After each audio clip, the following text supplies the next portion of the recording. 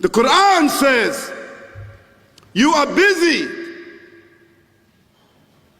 piling up, calculating, developing your careers, your money, your occupation, your wealth, until you visit the graves. Think about it. When was the last time that you went to a funeral? Was it your mother?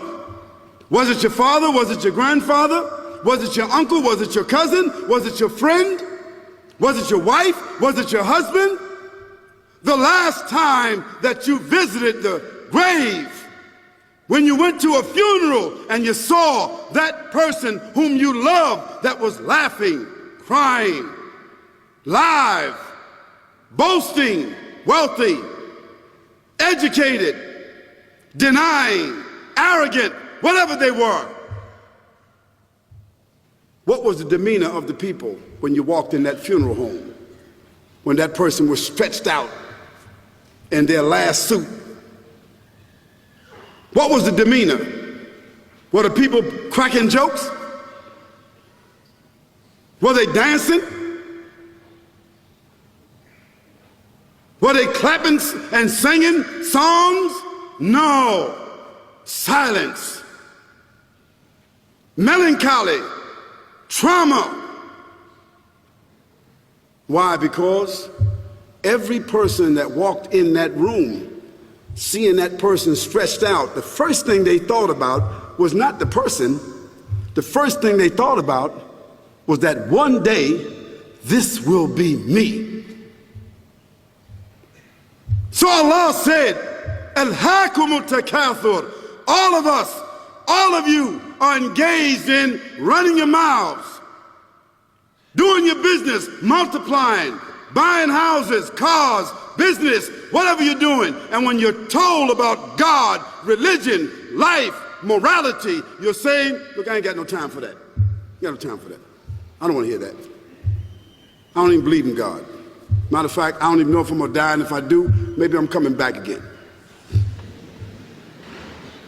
As a matter of fact, science is so sophisticated that I think really that they're on the verge of being able to solve the whole thing of death soon.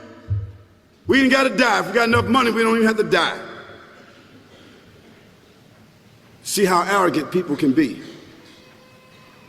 until they visit the funeral house. And then after you go to the funeral house, if you got the guts, if you're able to do so, you go to the grave.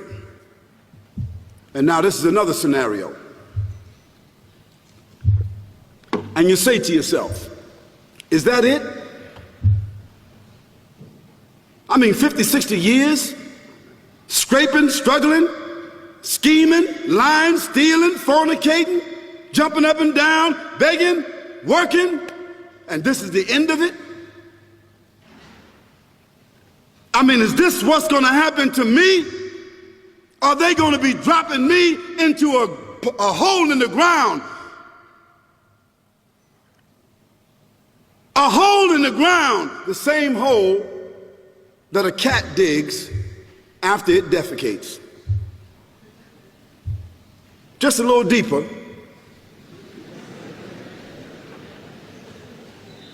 But for the same reason. The cat digs a hole because the cat has dignity. Something that human beings don't seem to have.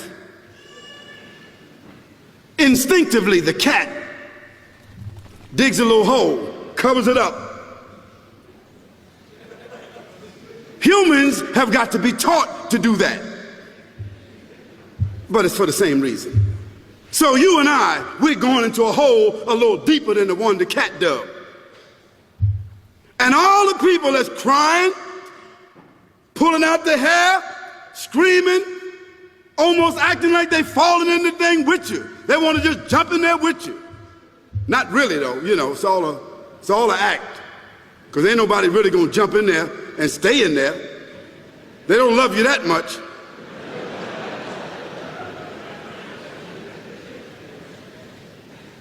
And then after all the shoveling get done, and they fill it up, and the box, you can't even see the box no more, the coffin that cost $5,000. I don't know what did they burn somebody in a $5,000 coffin for? I mean, if I was a funeral director, after they left, I would dig them back up and put them in another box and take that box back.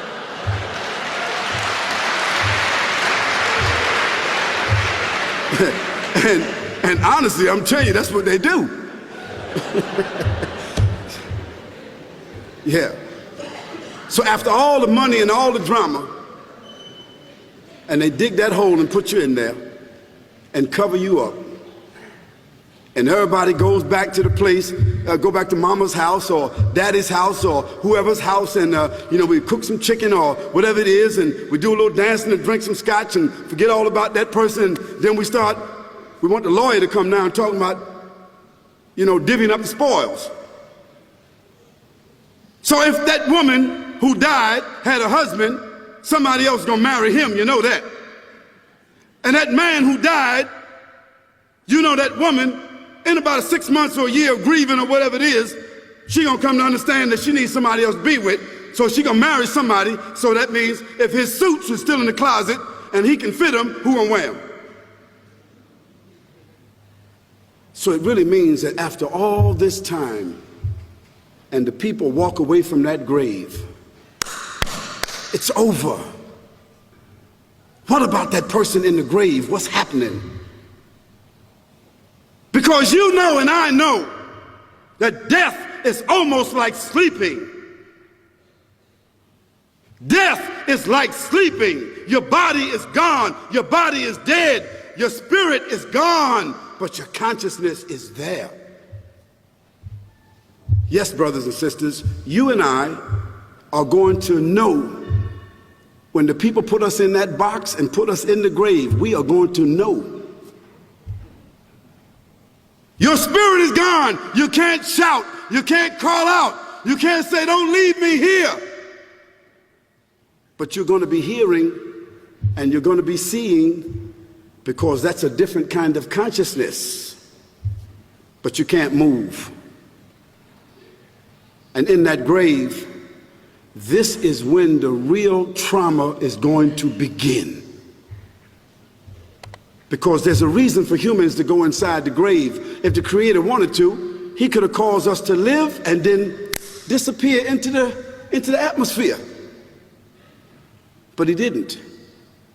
He caused us to go into another womb called the tomb. You started out in the womb of your mother, and you wind up in the womb of the earth called the tomb. From the womb to the tomb. This is the whole trip. And this is what you have to think about. That grave is going to be a place of drama and trauma. A place where you're going to be questioned before you're resurrected. And brothers and sisters, do you think that human beings that have the ability to take a piece of earth, dig it up, irrigate it, put down seeds, plant corn, whatever the case might be. The corn comes up, they harvest the corn.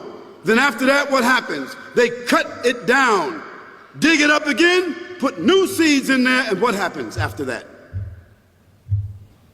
Comes back up again. What happens in the winter? All the leaves fall off the trees and the earth goes dead. And what happens in the springtime?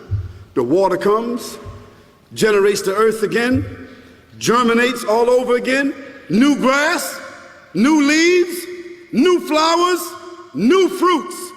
So Allah says, and a sign for them is the dead earth.